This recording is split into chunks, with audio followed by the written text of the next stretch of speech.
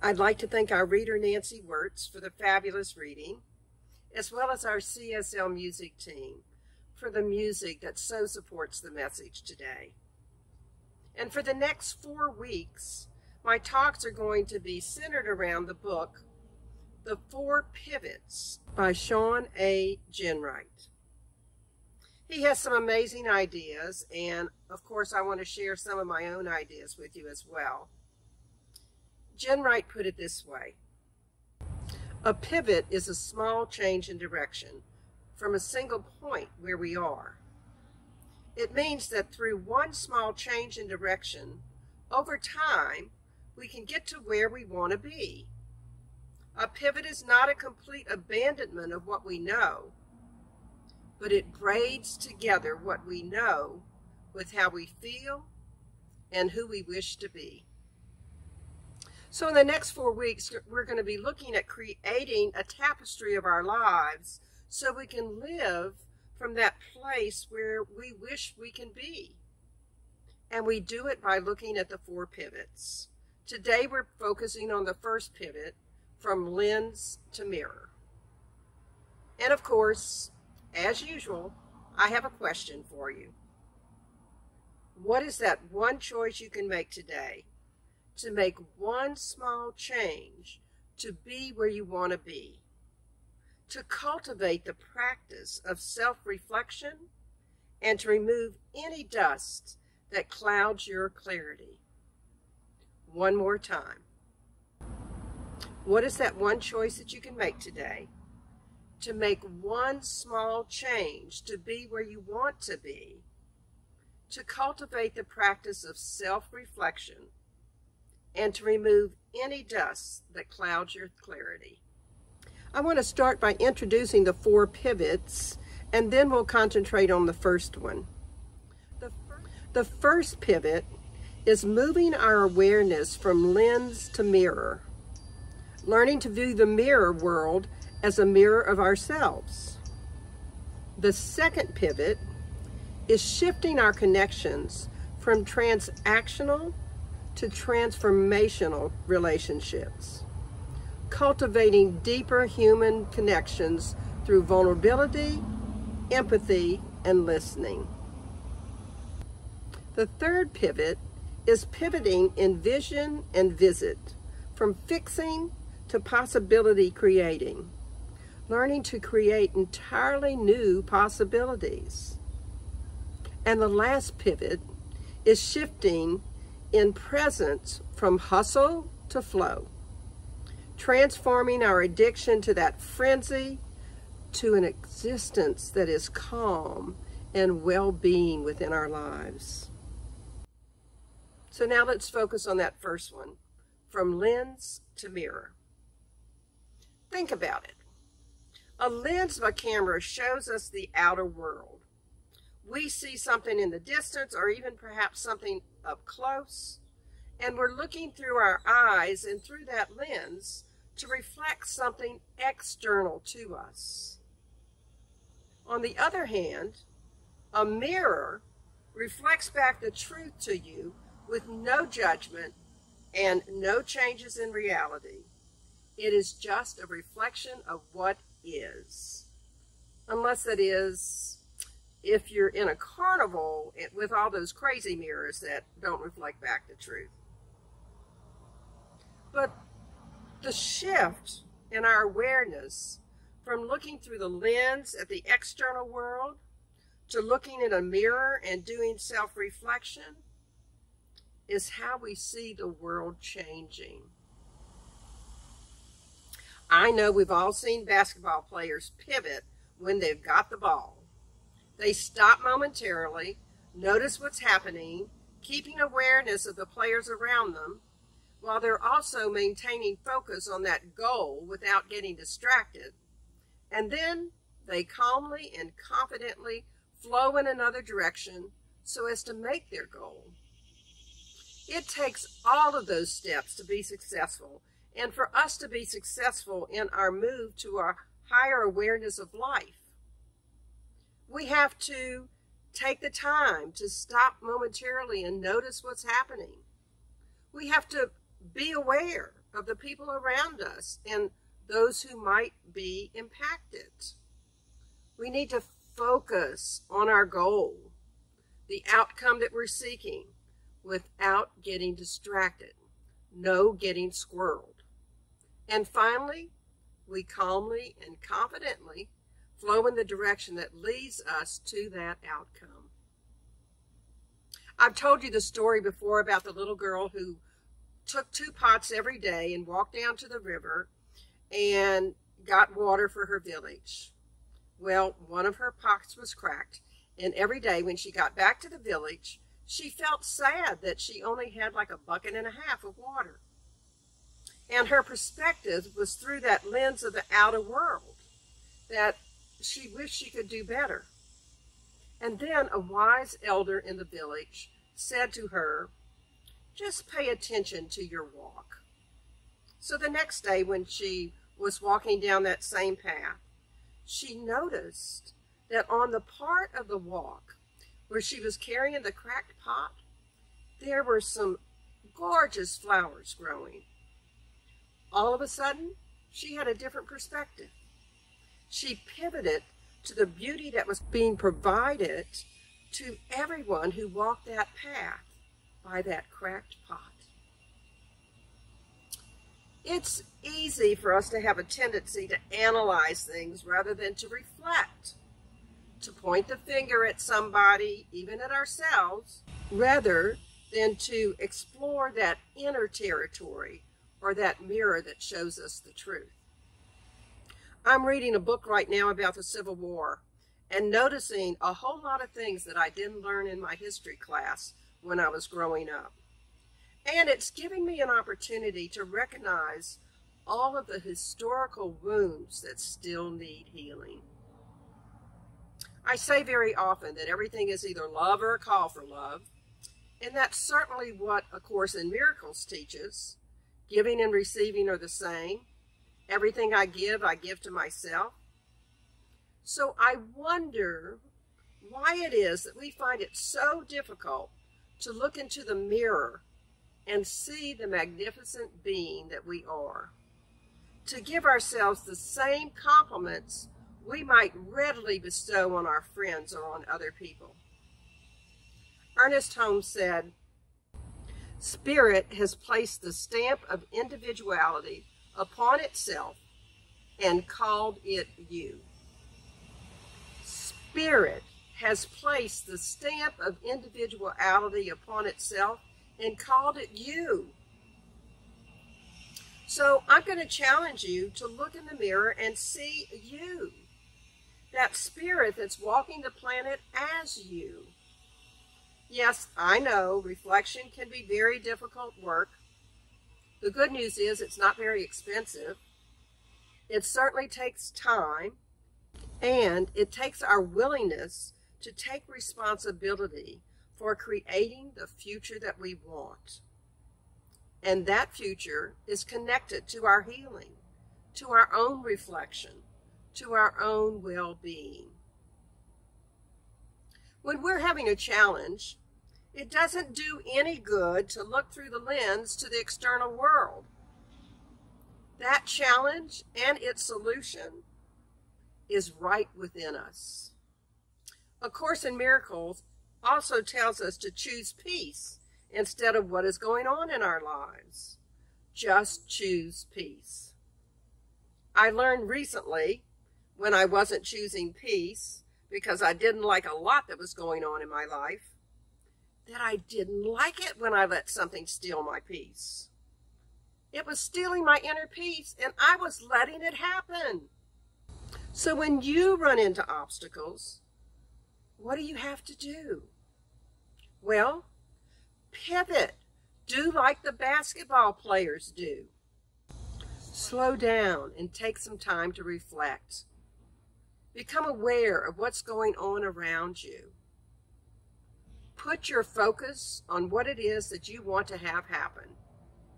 And then, calmly and confidently, move in that direction. There are a lot of things happening in the world and a lot of people trying to re-image themselves for one reason or another. to get elected, to be better liked, to feel better about themselves. In his book, Ginwright suggests that if we want to re-image ourselves, if we want to reimagine who we could be, the way to do it is through mirror work, through self-reflection. I'm paraphrasing, but he says that perhaps the real point of our mirror work is to reveal the truth of how we show up for others. And yes, it's also about getting to know ourselves better. How do you go about it? Here's his answer to doing self-reflection. This can happen for us all when we cultivate the practice of reflection, because it allows us to get underneath the hood and explore our motivations, fears, dreams, and insecurities with a sense of curiosity. Reflection also helps us heal some of the wounds that pile up over time in our work and personal lives that we have been refusing to take a look at. We all have wounds. Mine show up sometimes in the weirdest places. An old hurt that has me lashing out over something that's truly insignificant. And I know that self-reflection can help me heal that. I also know that I have to learn to be truthful with myself about the buttons that I've installed because of all of my anxieties and fear from those past hurts. Truth-telling is another important aspect of mirror work. Ginwright says this: truth-telling is the practice of testifying to yourselves and others about what is real and honest from your perspective of the world. Over time, this process builds integrity, the opposite of bullshit, and keeps us emotionally honest about what really matters. Ginwright goes on to say that this type of work can be scary and painful and messy, and he recommends that the only way to learn truth-telling is to do it. How do we learn to do it? Here's the question that he recommends that you ask yourself. What is the truth about myself that I've been avoiding? What is the truth about myself that I've been avoiding? I think we all have things within ourselves that we avoid for one reason or another. The thing is, ask yourself that question and then take a look and claim whatever comes up at the answer. Claim that truth about yourself so that you can begin to heal anything from that past. Sure, we would all like to be able to change systems, to change some laws, to change politics, to change policies, and it begins with us changing ourselves. The external work is certainly necessary, but the internal work can't be separated from that external work. When we fail to tell ourselves the truth about what we believe and what matters to us, we're hiding from that mirror of life. Where in your life are you avoiding something? Maybe because it's painful, or it feels impossible to achieve, or fruitless to spend your time on it.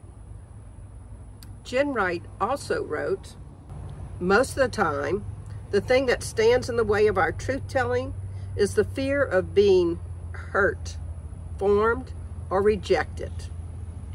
It's natural to protect ourselves and those we care about from something that could be harmful. That's how we learn to bend the truth to ourselves and to others. But we also have to ask ourselves, what is the cost of leaving your personal life at the door when you go to work? How does it feel when you can't be yourself when you work with others? Chances are that you've wrestled with that false separation between the personal and the professional. Practicing vulnerability just means that we feel safe enough to say what we feel. But vulnerability also involves courage to say or listen to what's unpopular, uncomfortable, and sometimes even unsafe.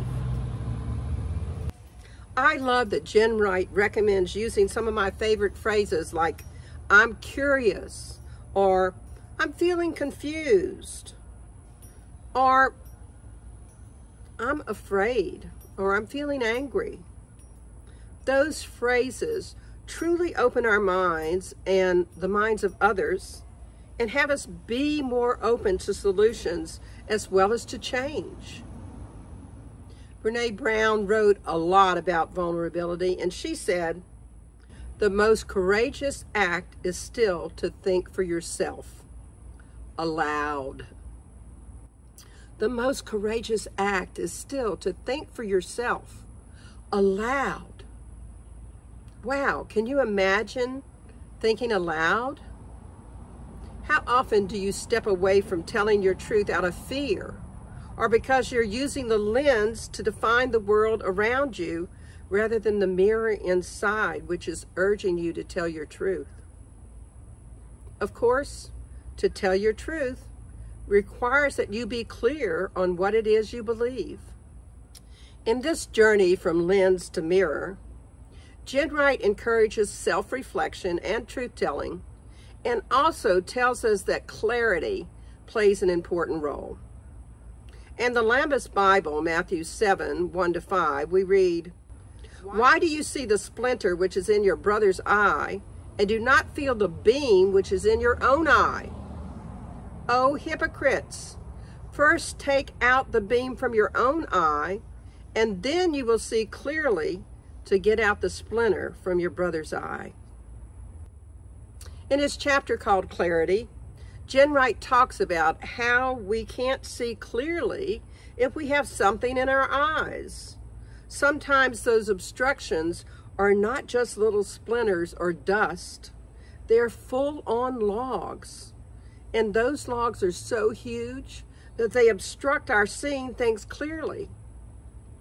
So we can't understand the situation. So it's important to heal our own traumas and any obstructions. We need clarity because that allows us to respond more powerfully, more compassionately, and more effectively. There was a farmer who plowed for years around a large rock in one of his fields. He had broken several plowshares and a cultivator on it, and had grown rather morbid about the rock. After breaking another plowshare one day and remembering all the trouble the rock had caused him throughout the years, he finally decided to do something about it. When he put the crowbar under the rock, he was surprised to discover it was only 6 inches thick, and that he could break it up easily with a sledgehammer. As he was carting away the pieces, he had a smile, remembering all the trouble that rock had caused him over the years and how easy it would have been to get rid of it sooner. I know that we all avoid things sometimes, and we spend a lot of time using workarounds rather than becoming clear about the issues. If we're going to do mirror work, it's time to commit to clarity on things we might have been avoiding. It's time to go dig up those rocks and hammer them away with that sledgehammer. I find that my gut usually is telling me when I'm unclear or not telling the whole truth, and I've learned to listen to that little inner nudge. Ginwright actually suggests some of the questions that we can ask ourselves to help. What is unclear? What am I not saying right now in this moment? Is my ego making this unclear? What do I fear most in this situation, and why do I fear it? What would my mentor do in this situation? I sometimes say, what would Jesus or Buddha do? I know for myself, sometimes the way I get clarity is just to breathe, or to do the walking meditation, that one that Gary Lynn Floyd talked about, where we put our left foot down and we say, I am. We put our right foot down and say home, And we just keep doing that. I am home. I am home. Sometimes I find I just go get some exercise so I can feel like my body is responding better. I invite you to figure out for yourself what helps you get clarity and do it so you can be clear about who you are and what you believe.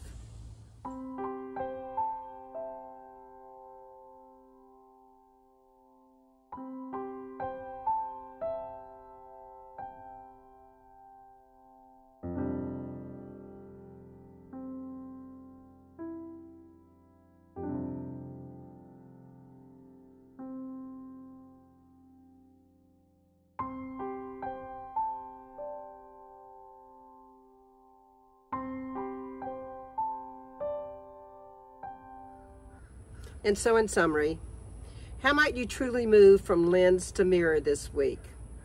Remember, learn to pivot your awareness. Stop, notice, be aware of yourself and those around you. Maintain focus on your goal and calmly move toward it. And practice self-reflection and truth-telling. Have a sense of curiosity about what is under your hood. And ask, what is the truth of myself I have been avoiding? Finally, clarify your beliefs. Learn to listen to those inner nudges of discomfort. And ask, what do I fear most in this situation and why? So here's your affirmation for the week.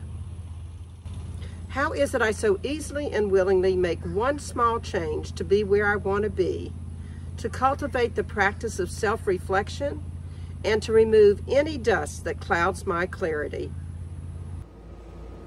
And your challenge for the week is, when things become too noisy in one location, find a new one.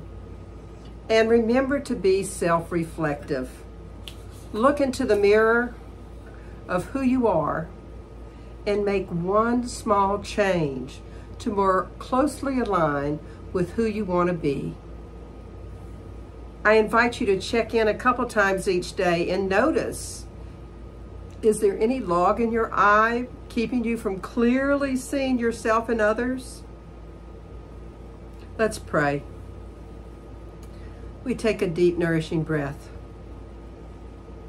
And we just settle into that place, knowing that God is love and truth and integrity, laughter and joy, and peace and ease. And knowing all of that is exactly who we are as these individual stamps of expression of the divine. So what I know to be the truth is that this week we are indeed noticing how to be self-reflective, how to pivot, make that small pivot, and tell ourselves the truth and become totally clear about who we want to be and how we can get there. So I'm grateful for this opportunity to talk about this pivot from lens to mirror, to bring into our lives ways that we can truly become more of who we want to be. And it's from that gratitude that I release these words into the divine yes, knowing it's already done. So I say amen, and we can affirm it together.